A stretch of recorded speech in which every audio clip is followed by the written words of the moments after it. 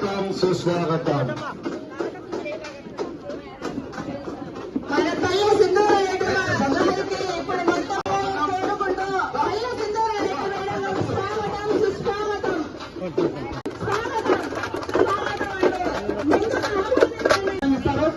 దయచేసి ఎవరెవరి సీట్లో వాళ్ళు కూర్చోవలసిందిగా ప్రార్థిస్తున్నాం.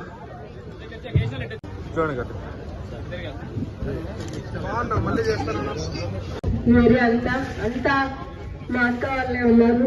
చాలా ఆనందంగా ఉంది. 100వ రోజు ప్రోగ్రాంలు జరుగుతున్నాయి గత 6 రోజులుగా. ఈరోజు 106వ రోజు. అది ఇవాళ మీ సమక్షంలో చేసుకుంటున్నాము అంటే మంచి ప్రభుత్వం అని చెప్పుకోవడానికి చాలా ఆనందంగా ఉంది. మీ అందరి ముందర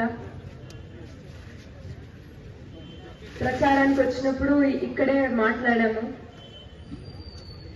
చాలా హామీలు కూడా ఇచ్చి వెళ్ళాను ఆ రోజు చాలా మంది సరిగ్గా నమ్మలేదు నిజంగానే జరుగుతాయా లేదా అనేది చాలా మంది అనుకున్నారు. కానీ ఈ 100 రోజులు ఏం జరిగాయో ఒక్కసారి మీకు అందరికీ చెప్పుకోవాలి. రాగానే పెన్షన్లు 3,000 నుంచి 4,000 పెంచి చంద్రబాబు నాయుడు గారు చెప్పిన మాట తూచా తప్పకుండా చేసుకుంటారు. మొదటి నెల అరియర్స్ తో పాటు 7,000 రూపాయలు అందజేశారు. మొదటి సంతకమే. ఇంత అప్పుల పాలైన రాష్ట్రంలో ఇలాంటిది ఒకటి జరుగుతుందా అనేది అందరూ అనుకున్నారు. గత 5 సంవత్సరాల ప్రభుత్వం కూడా మనం చూసాము. 2,000 నుంచి 3,000 చేసేకి 5 సంవత్సరాలు పట్టింది వాళ్ళకి. కానీ ఇప్పుడున్న ఆర్థిక పరిస్థితి చూసుకొని కూడా ఎక్కడిస్తారో అనుకొని మేము కూడా డౌట్ పడ్డాం. కానీ చంద్రబాబు నాయుడు గారు ఆయన మాట నిలబెట్టుకున్నారు అనే దానికి ఇదే లైవ్ ఎగ్జాంపుల్. ఆయన ఏదైనా చెప్పారు అంటే ఖచ్చితంగా చేసి చూపిస్తారనే దానికి పెన్షన్లదే మెయిన్. రాగానే 7,000 ఇవ్వడము, తర్వాత 2 నెలలు కూడా గడిచిపోయి 4,000 చొప్పున తీసుకున్నారు. నెక్స్ట్ నెల 4వ నెల కూడా వచ్చేస్తుంది. 1వ తారీఖు మళ్ళీ అందరూ రెడీగా ఉండండి 4,000 పెన్షన్ తీసుకోవడానికి. దాంతో పాటు సెంటర్ నుంచి పోలవరం ప్రాజెక్టు కూడా మనకి దాదాపు 12,500 కోట్ల రూపాయలు శాంక్షన్ చేయడం జరిగింది. ఇంకా కరువు అనేది ఎక్కడ ఉండదు. పోలవరం ప్రాజెక్టు కంప్లీట్ అయితే అన్ని లేక్స్, రివర్స్ అన్ని కూడా ఫుల్ అయిపోతాయి హ్యాపీ దాని వల్ల. అలాగే కర్నూలులో కూడా ఖచ్చితంగా మనం అప్పుల నుంచి బయటపడి కొంచెం పాజిటివ్ స్టేట్ డెవలప్మెంట్ వైపు వెళ్తాము అనేది దానికి ఇదే లైవ్ ఎగ్జాంపుల్స్. ఇప్పుడు ఇచ్చిన నేను కొన్ని ఎగ్జాంపుల్స్ అయినా కానీ ఇదే లైవ్ ఎగ్జాంపుల్స్. మీ అందరి సహకారం ఉంటుంది అని కోరుకుంటున్నాను. Thank you. ఎన్నికల ప్రచార సభలో నేను మాట్లాడుతూ అనేక రకమైన హామీలు ఇచ్చాం. చాలా హామీలు మీకు ఇచ్చాం. వాటిలో అతి ముఖ్యమైనది తెలుగుదేశం పార్టీ అధికారంలోకి వస్తే 3,000 రూపాయల పెన్షన్ ను 4,000 రూపాయలు చేస్తామని చెప్పి సందర్భంగా మనం చేస్తామని చెప్పాం.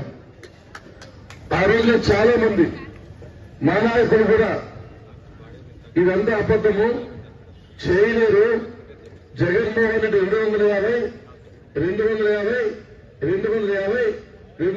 4 సార్లు పెంచారు,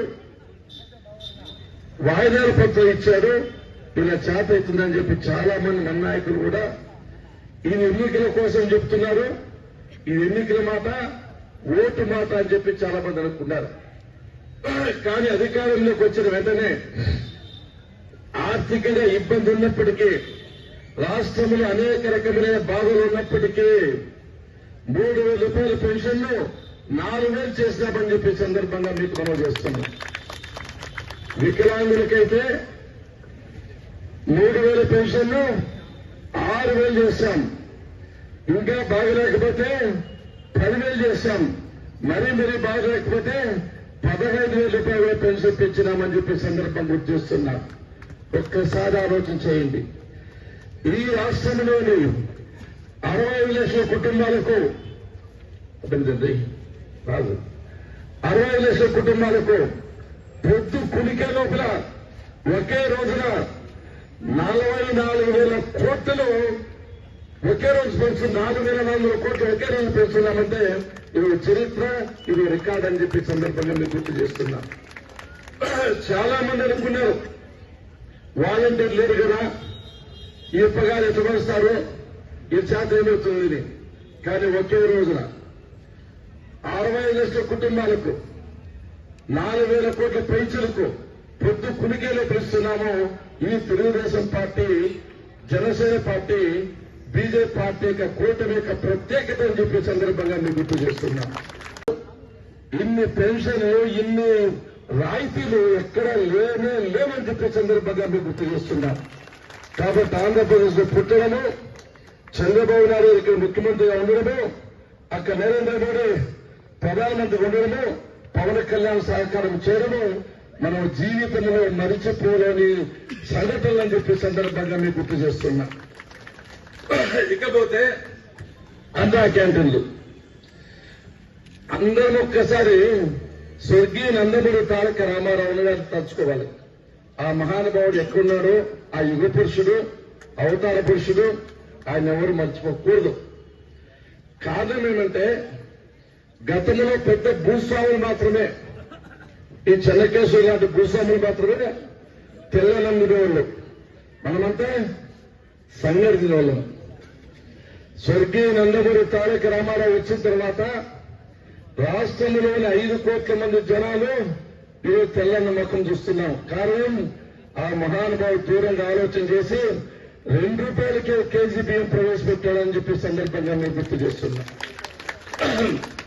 ఆ తర్వాత ఇతర రాష్ట్ర ముఖ్యమంత్రి మేలుకున్నారు.